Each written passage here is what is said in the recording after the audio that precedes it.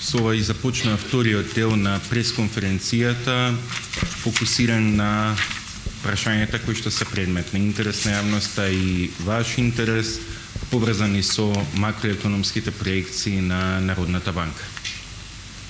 Повелете и сам ве замолил најпрво представување со од кој медиум доаѓате а потоа да следи вашето прашање. Наташа Марисовска, Сител телевизија. Го слушнавме оптимистичкото сценарио, што доколку цените на енергенците и на храната на светските берзи растат.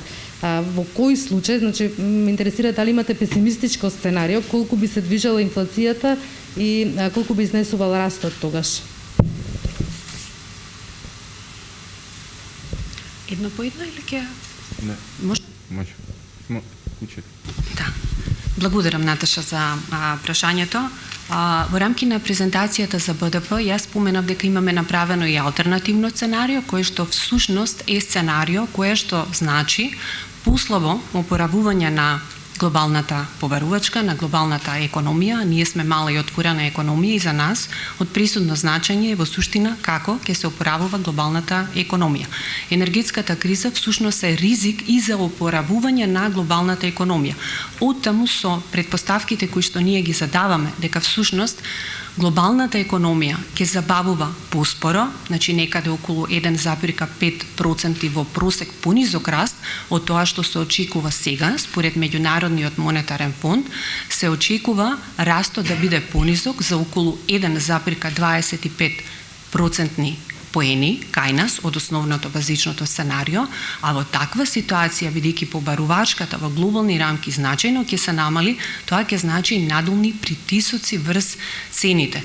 И макроекономскиот модел во таква ситуација дава и пониска инфлација за околу 0,7%. Се разбира, ова е едно макроекономско сценарио кое што ги зема во предвид најновите оцени и очекувања на меѓународните финансиски институции. Меѓутоа, како што споменав, будно ги следиме состојбите, што се случува особено во енергетскиот сектор, но не само и во енергетскиот сектор и кај глобалниот раст на цените на храната, бидејќи ако се погледне потрошувачката кошничка кај нас, тие имаат доминантна улога на храна и на енергија, отпаѓа околу 50% од вкупната потрошувачка кошница. Така да будно следење е навистина неопходно во овој период. Иако засега, значи, не се очекуваат поизразени шокови, се очекува инфлацијата да остане во умерени рамки.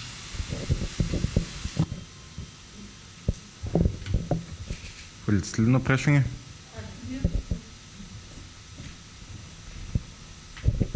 Андреја Чубанова од Алфат.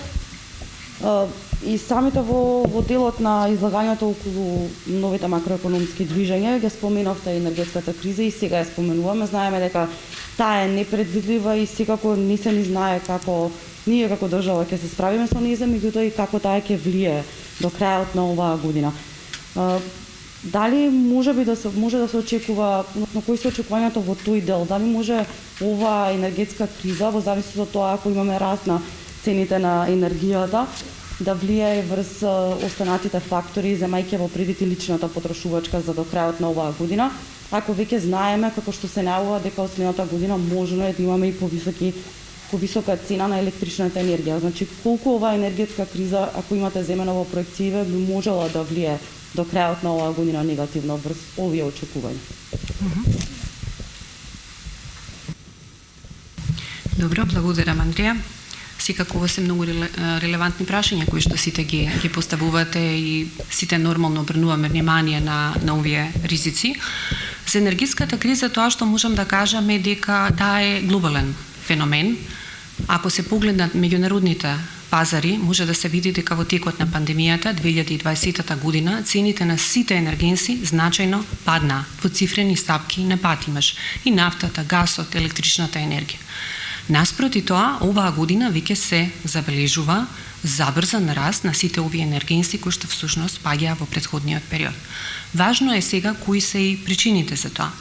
Од тоа што можеме да го анализираме и од анализите на меѓународните финансиски институции, јасно дека овој феномен е комплексен, одразува повеќе фактори економски, меѓутоа и неекономски фактори, поконкретно во сферата на економијата. Меѓутоа, сега за сега, меѓународните финансиски институции очекуваат дека сепак наредната година ќе има стабилизирање во енергетскиот сектор. Се очекува стабилни цени, на некои енергенси мал пат, на некои енергенси мал раст, меѓутоа далеко од тоа што овој раст што ние го видовме оваа година. Се разбира доколку има пролонгирани ефекти, тие можат негативно да се одразат врз повеќе сегменти во нашата економија. Споменавте и вие инфлацијата, повисоки притисоци, може да се одразат и врз трговското салдо. Јас веќе споменат всушност дека ние оваа година правиме умерена нагорна корекција на трговскиот дефицит, нагорна, мислам, го влошуваме трговското салдо и токму една од причините е се повисоките цени на енергенсите. Но сепак ќе повторам, сега за сега сите проекции на релевантни меѓународни финансиски институции се стабилизирање на енергетскиот сектор за наредната година. Повелете Горан Теменугов. Теменугов, значи Алсат, споменавте дека во 2022 ќе се вратиме во суштина на 2019 година перформансите БДП-то, тогаш ќе се изедначи со 2019, во суштина овие 2 години ќе си останеме во минус.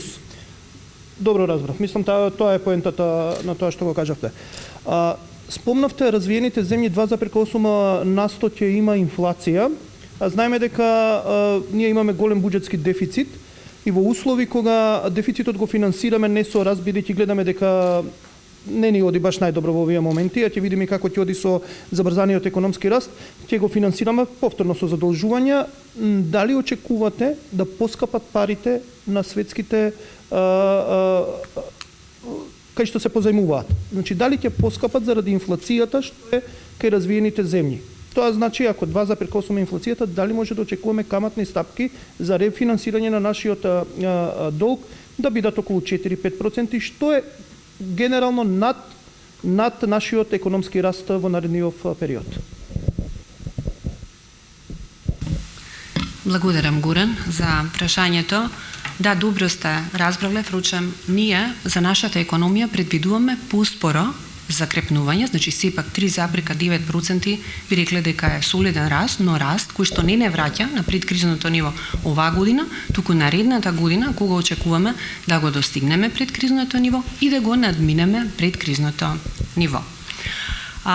Дали може да поскапат изворите на финансирање по кои што се финансираат сите економии, вклучително и нашата економија?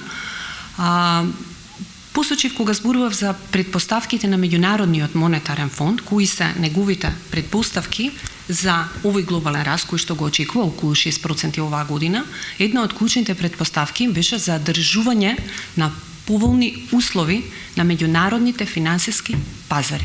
Значи, за сега меѓународните институции не предвидуваат некое позначајно затегнување на условите на меѓународните пазари, но секако тоа е ризик кој што мора внимателно да се следи.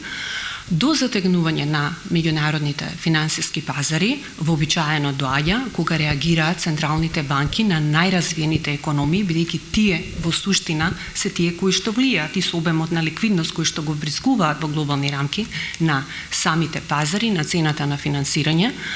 Ако ги погледнеме последните очекувања, пример на Европската централна банка и на ФЕД, значи Централната банка на Соединетите Американски држави, кои што има состаноци на кои што ја разгледува поставеноста на монетарната политика, едната централна банка на почетокот на овој месец, другата централна банка на крајот на октомври имаше, во основа нивниот наратив и комуникација е дека и покрај зголемените инфлацијски притисоци, кои што се присутни кај сите, вклучително и кај нив, тие на инфлацијските притисоци засега гледаат како привремен феномен и нема да реагираат со монетарната политика или нема нагло да реагираат со монетарната политика. Тоа што го најавија и двете централни банки е всушност дека износот на ликвидност кој што го врискуваат во континуитет веќе подолг временски период, ќе продолжат да го врискуваат и натаму, но со нешто поумерен интензитет. Тоа е всушност првичната реакција нивна на овие инфлацијски движења. Чи треба да се следат, за нас значајна Значајно е секако што се случува на меѓународните финансиски пазари, бидејќи ние, покрај тоа што имаме висок степен на трговска интеграција на нашата економија, а со остатокот од светот имаме и висок степен на финансиска интеграција, значи зависиме од финансиските текови на меѓународните пазари. Сузана Финанска македонска телевизија. Каква е состојбата со дознаките од странство? Е едното прашање и другото е со приливот на странски инвестиции. Дали се очекува годинава да има никакво подобрување во однос на претходната година која навистина имаше едно ниво на пад? Благодарам, Сузе. Кај приватните трансфери, поголемиот пат со кој што се соочивме минатата година, значи приватните трансфери беа еден од клучните канали каде што го осетивме негативниот ефект од пандемијата. Тие забележаа голем пат од околу 26% минатата година. Меѓутоа, оваа година состојбите значајно се подобруваат. Со првите 9 месеци имаме раст од околу 48% на годишна основа, така да ние во оваа насока и правиме умерена нагорна корекција на нашите очекувања за цела година. Чи има позитивно закрепнување. Ако тоа беше ставка која што имаше прилично негативно влијание минатата година во однос на приливите во нашата економија, сега тоа е во обратна насока, ставка која што позитивно влијае на вкупните приливи во нашата економија. Во однос на странските директни инвестиции, состојбата е исто така подобра во однос на минатата година. Минатата година во првата половина од годината имавме странски директни инвестиции од околу 130 милиони евра. Оваа година, за истиот период, имаме странски директни инвестиции од околу 190 милиони евра, што значи за 60 милиони поповолни движења, кои што секако се одраз на поповолните глобални движења и поволните финансиски пазари и перцепциите на инвеститорите на овие пазари. Сандра Спасовска, телевизија 24. Добро. Дали ќе може да ни кажете колкави се државните резерви и дали може да се гарантира стабилност на денарот? Добро, благодарам на прашањето. Точно, износот на девизни резерви, согласно со последно расположливите податоци, изнесува 3,6 милиарди евра. Ова всушност значи одржување на историско високо ниво на девизните резерви. Во споредба, само за илустрација, со 2008 година, девизните резерви изнесува 1,5 милиарди денари. Значи, повеќе од двојно ниво на девизни резерви, и силината на девизните резерви не се гледа само преку номиналниот износ на девизните резерви, туку сличниот заклучок и ако се гледаат останати релативни индикатори според кои што се мери адекватноста на девизните резерви. Тоа всушност значи дека девизните резерви обезбедуваат висока заштита на ова ниво на стабилност на девизниот курс, кое што веќе е присутно со години наназад. Дополнителна алатка која што имаме на располагање, мислам дека сте веќе информирани, минатата година обезбедивме и репо линија од Европската централна банка. За прв пат во нашата историја добивме пристап до девизна ликвидност до Европската централна банка. Овие средства ни се ставени на располагање, доколку имаме потреба. Ние досега ги немаме искористено овие средства, затоа што имаме доволно девизни резерви и не сме имале потреба, но доколку има потреба може да се користат. Сето ова е во потврда на стабилноста на девизниот курс на домашната валута.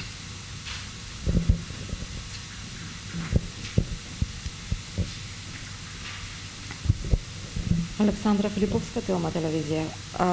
Гувернерке, кажавте 3,1 корекција, нагорна корекција на инфлацијата. Статистика вчера излаза со последен податок 4,1 за октомври, ама мислам дека и 4 купно за 10 месеци, што е многу повисоко од вашите проекции. Дали очекувате последниве 2 месеци да се стабилизираат цените на пазарот? Значи, како ги правевте проекциите? Дали очекувате стабилизација и последните 2 месеца да дојдеме до 3,1%? зашто сите очекувања се и до крајот на годината дека тие ќе растат, а и после нова година. И со кои мерки, доколку енергетската криза ескалира, а сме во моментов и во политичка криза, што може страшно да се одрази на економијата, кои се мерките кои што Народната банка може да ги превзема за да останеме стабилни? Благодарам, Наташа. Податоците кои што ги објави Државниот завод за статистика упатуваат дека просечната стапка на инфлација за 10 месеци од оваа година е 2,9%. Нашата проекција за оваа година е инфлација просечна за 3,1%, што упатува дека генерално овие остварувања најнови кои што беа објавени вчера, мислам дека беа објавени, а веќе нашите проекции беа завршени претходно, финализирани, се во линија со нашите очекувања. Генерално за наредната година се очекува поумерена стапка на инфлација, значи забавување од 3,1 на 2,4%, значи ќе има некој ценовен раст, но поумерен ценовен раст, што всушност е во линија со проекциите на меѓународните финансиски институции. Во однос на мерките кои што Централната банка би ги презела за одржување на макроекономската стабилност, која што е клучно сидро за нашата економија, како и досега ќе продолжиме будно да ги следиме состојбите. Имаме инструментариум богат на располагање, дали е тоа каматна стапка, заложителна резерва, други инструменти и неконвенционални кои што ги имаме на располагање, и со сите тие инструменти, зависно од проблемот, ризикот кој што ќе се појави, соодветно ќе одговориме за да ја задржиме макроекономската стабилност, што подразбира и стабилност на курсот и стабилност на инфлацијата.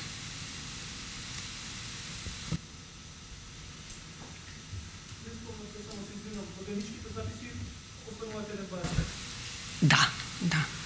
Сега ќе имаме комитет денес на кое што ќе се разгледува поставеноста на монетарната политика денес, подоцна во денот ќе се донеса одлука, но до овој момент ова макроекономско сценарио кое што упатува на тамошен раст на девизните резерви, од друга страна има зголемени инфлацијски ризици, но за сега инфлацијата останува во умерени рамки, што не бара инстантна реакција од страна на Централната банка, но будно следење.